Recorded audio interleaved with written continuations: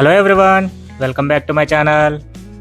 ఈరోజు నా weight loss జర్నీలో షోల్డర్ వర్కౌట్ అండ్ నేను ఈరోజు ప్రిపేర్ చేసుకునే డైట్ ఫుడ్ ఏంటో చూపిస్తున్నానండి. మరి ఎందుకు ఆలస్యం, వర్కౌట్తో స్టార్ట్ చేసేద్దాం పదండి. షోల్డర్ వర్కౌట్లో నేను ముందుగా చేసేది స్టాండింగ్ లాటరల్ రైజెస్ అండి. వీటిని 12 రెపిటేషన్స్గా 3 సెట్స్ కంప్లీట్ చేస్తాను. మీకు ఇంకో విషయం చెప్పాలండి, నాకు షోల్డర్ వర్కౌట్ అంటే బిగినింగ్లో చాలా భయం ఉండేది. ఎందుకంటే షోల్డర్ వర్కౌట్ చేసి ఇంటికి వెళ్ళాక పడుకోవడానికి వచ్చేది కాదు. ఆ పెయిన్స్ వల్ల మనం ఎటు తిరిగి పడుకున్నా కూడా షోల్డర్ చాలా పెయిన్ అయ్యేది. బట్ ఇప్పుడు అలవాటు అయిపోయిందండి, ఇప్పుడు పెయిన్స్ ఏం రావు. ప్లస్ నాకు వర్కౌట్స్లో కల్లా ఇష్టమైన వర్కౌట్ షోల్డర్ వర్కౌటే. వీటిని చాలా స్పీడ్గా కంప్లీట్ చేస్తాను. ప్లస్ సెట్కి వెయిట్ కూడా ఇంక్రీజ్ అవుతూ ఉంటుంది.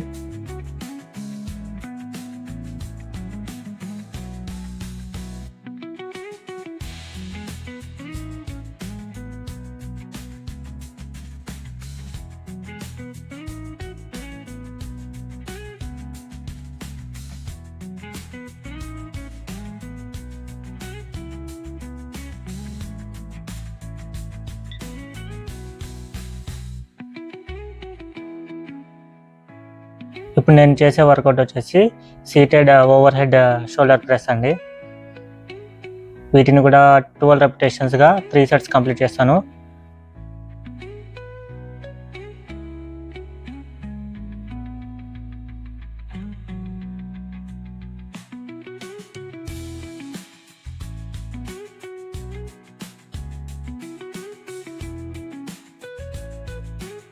మిగతా వర్కౌట్స్లో మనం వెయిట్ పెంచుతామో లేదా డౌటే అండి, కానీ షోల్డర్ వర్కౌట్లో మాత్రం మ్యాక్సిమం ట్రై చేస్తాను కొద్దిగా ఇంక్రీజ్ చేయాలని. అందుకే నాకు షోల్డర్ వర్కౌట్ అనేది ఫేవరెట్.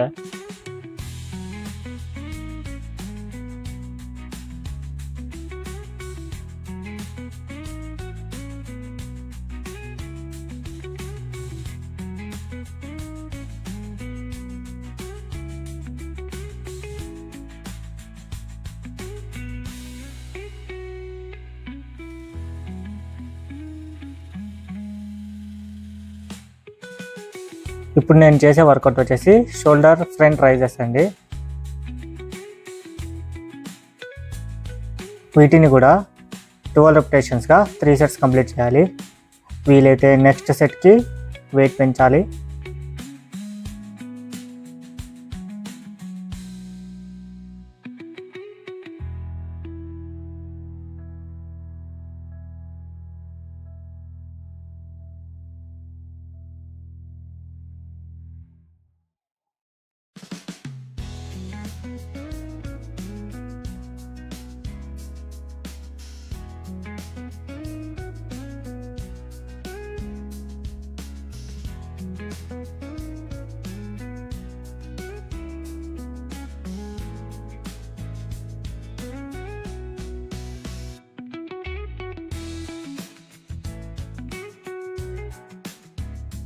ఇప్పుడు నేను చేసే వర్కౌట్ వచ్చేసి సీటెడ్ మెషిన్ లాటరల్ రైజెస్ అండి. వీటిని కూడా 12 రెపిటేషన్స్గా 3 సెట్స్ కంప్లీట్ చేస్తాను. ఈ వర్కౌట్ కూడా మనకు షోల్డర్ పైన చాలా ఇంపాక్ట్ ఇస్తుందండి, అందుకే చేస్తాను.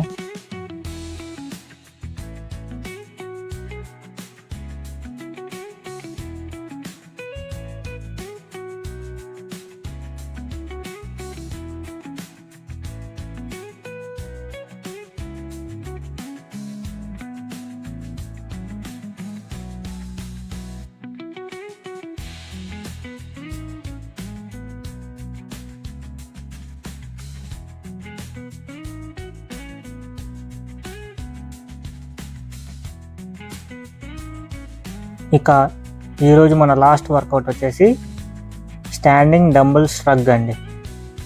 ఈ వర్కౌట్ని కూడా 12 రెపిటేషన్స్గా 3 సెట్స్ కంప్లీట్ చేస్తానండి.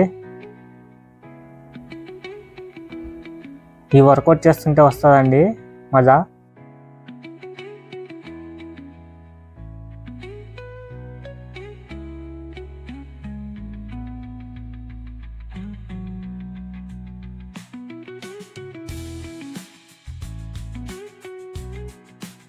ఈ రోజుకి ఇంతే అండి మన వర్కౌట్. యాక్చువల్గా రేర్ డెల్ట్ వర్కౌట్స్ అనేవి మిస్ అయ్యాయి, అది ఎప్పుడు గుర్తుండదు మనకు, ఎప్పుడు మర్చిపోతానే ఉంటాను. కుదిరితే నెక్స్ట్ టైం చూపిస్తాను. ఇప్పటికైతే ఇంటికి వెళ్ళిపోయి ఈరోజు ఫుడ్ ప్రిపేర్ చేసుకున్నాం పదండి.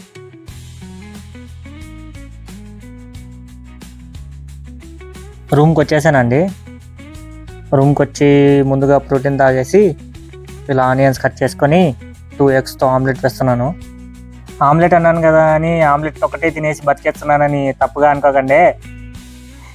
ఇదొక ప్లాను పద్ధతితో పోతుంది మన డైట్.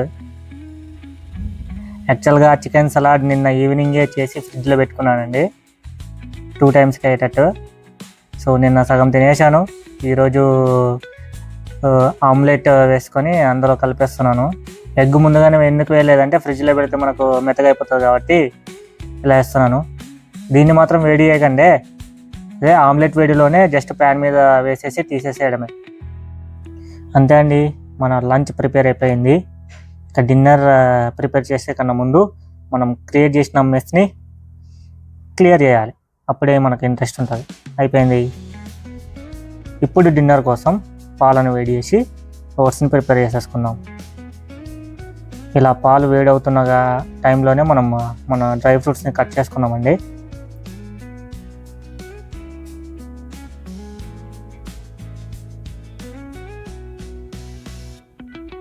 ఇలా కిచెన్లోనే నిల్చొని కట్ చేసుకోవడం కొద్దిగా టైం సేవింగ్ అండి, ఎందుకంటే పాలు వేడవుతున్న టైంలో మనం పక్కనే ఉన్నాం అనుకోండి, అవి పొంగిపోకుండా చూసుకోవచ్చు, ప్లస్ మన కటింగ్ కూడా అయిపోతుంది ఒకటే టైంలో.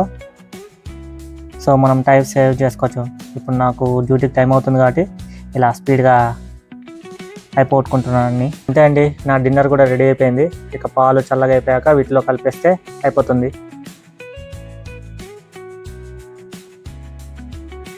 ఇదిగోండి ఈరోజు నేను ఫాలో అయ్యే డైట్ ప్లాన్. లంచ్ కోసం చికెన్ సలాడ్, డిన్నర్ కోసం ఓట్స్, అండ్ ఈవినింగ్ స్నాక్స్ కోసం బాయిల్డ్ ఎగ్స్. ఇదే అండి నేను ఈరోజు తీసుకోబోయే డైట్. మీకు ఈ వీడియో నచ్చినట్టయితే లైక్ చేయండి, షేర్ చేయండి, కామెంట్ చేయండి మరియు సబ్స్క్రైబ్ చేయండి.